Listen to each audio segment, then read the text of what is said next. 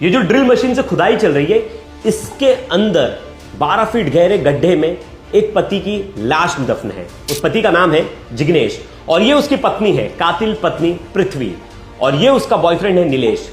जिग्नेश जो कि पृथ्वी का पति था और पृथ्वी का बॉयफ्रेंड जिसका नाम है नीलेश, ये दोनों ने 1 महीने पहले इस फैक्ट्री को खरीदा था और इसी के अंदर मारकर जिग्नेश को गाड़ दिया।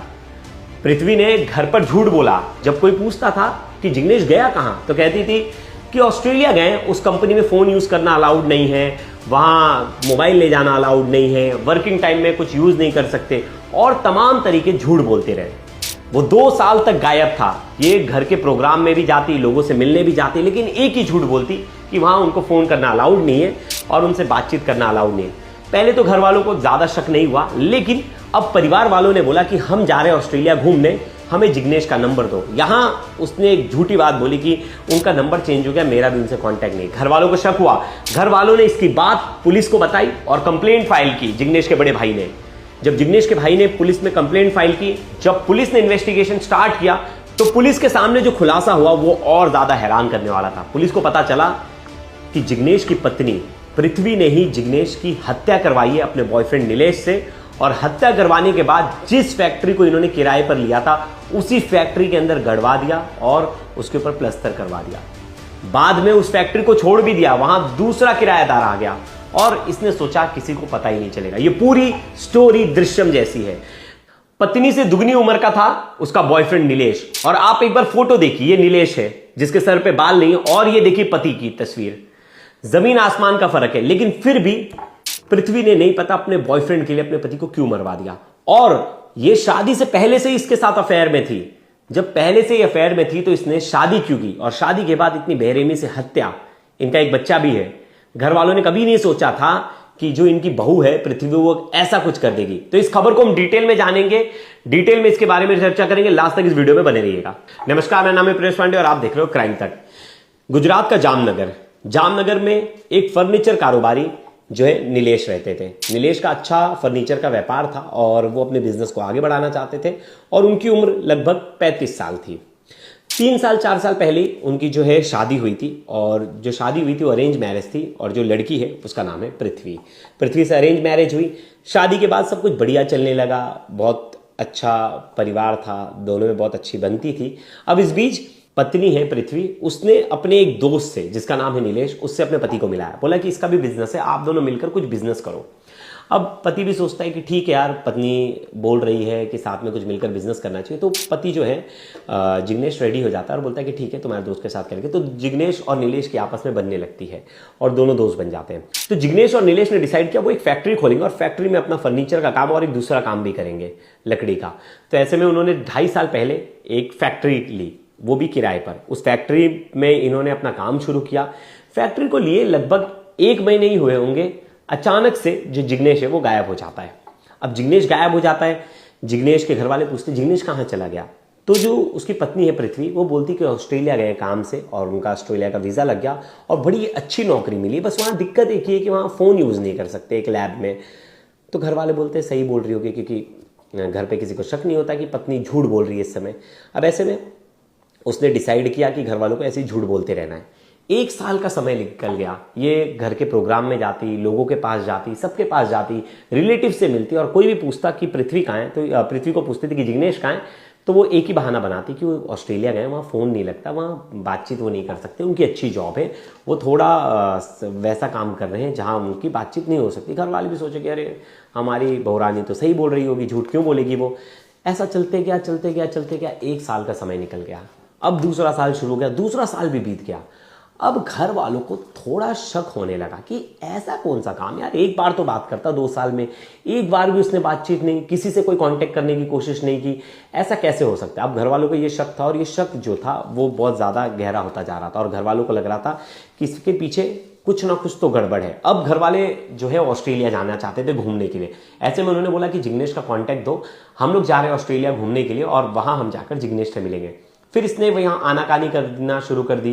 फिर बोली कि नहीं, उनका एक नंबर बंद हो गया है, दूसरा नंबर चालू है, और तमाम तरह के बहाने बनाने लगी। अब जो जिग्नेश के बड़े भाई हैं जिनका नाम है अशोक, उन्होंने चीज़ें गौर की कि ये जो इसकी पत्नी बोल रही है पृथ्वी, ये कहीं ना कहीं कुछ झूठ बोल रही है और कुछ छुपा रही है। अब इनको शक हुआ, पत्नी कुछ नंबर वगैरह नहीं दे रही थी।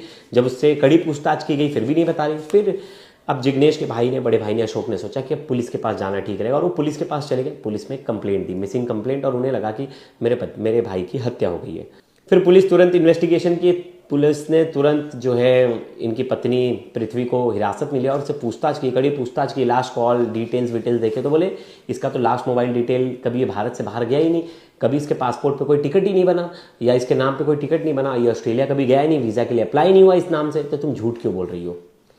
फिर जब ये सुना तो वो ज़्यादा देर पुलिस के सामने झूठ नहीं बोल पाई और फिर उसे सच बोलना पड़ा। तो उसने बताया कि मेरा बॉयफ्रेंड जो है नीलेश, उसके साथ मिलकर मैंने अपने पति को पहले शराब पिलाई, शराब में साइनाइड मिलाया और साइनाइड पिलाकर उसको मार डाला। वो जब मर गया तो उसको 12 फीट गहरे गड्ढे में मैंने गाड़ दिया। और पुलिस ने पूछा कहाँ, तो बताया कि मेरे पति ने और मेरे बॉयफ्रेंड ने एक किराए पर फैक्ट्री ली थी वहाँ बिजनेस स्टार्ट करने के लिए, वहीं हमने उसे गड़वा दिया। अब पुलिस पहुंचती है उस फैक्ट्री पर, ये देखिए तस्वीर उसी फैक्ट्री की। उस फैक्ट्री में पहुंचती है तो देखती है इस फैक्ट्री पर किसी और ने अपना काम शुरू कर दिया, किसी और की फैक्ट्री बन गई है। अब पुलिस ने वहाँ ड्रिल मशीन मंगवाए, वहाँ खुदाई करवाई, तो पुलिस ने देखा 12 फीट गहरे, ये देखिए गड्ढे का साइज देखिए, 12 फीट गहरे गड्ढे के अंदर गाड़ दिया है। बॉडी में कुछ भी नहीं बचा है, पोस्टमार्टम की सिर्फ जो हड्डियाँ हैं सिर्फ उनका ही पोस्टमार्टम होगा, कुछ नहीं बचा है शरीर में। इतनी बेरहमी से मार कर गाड़ दिया था।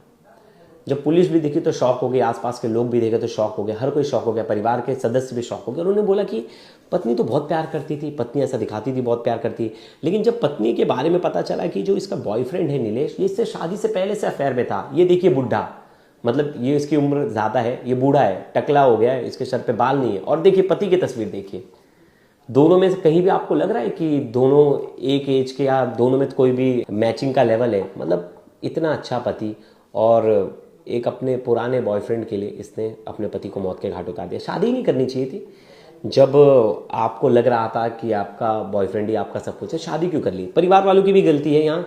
मैं बहुत सारी कहानियों में बोलता हूँ, घर वाले पूछते नहीं कि तुम्हारा कोई बॉयफ्रेंड है या नहीं है, तुम किससे प्यार करती हो तो बता दो।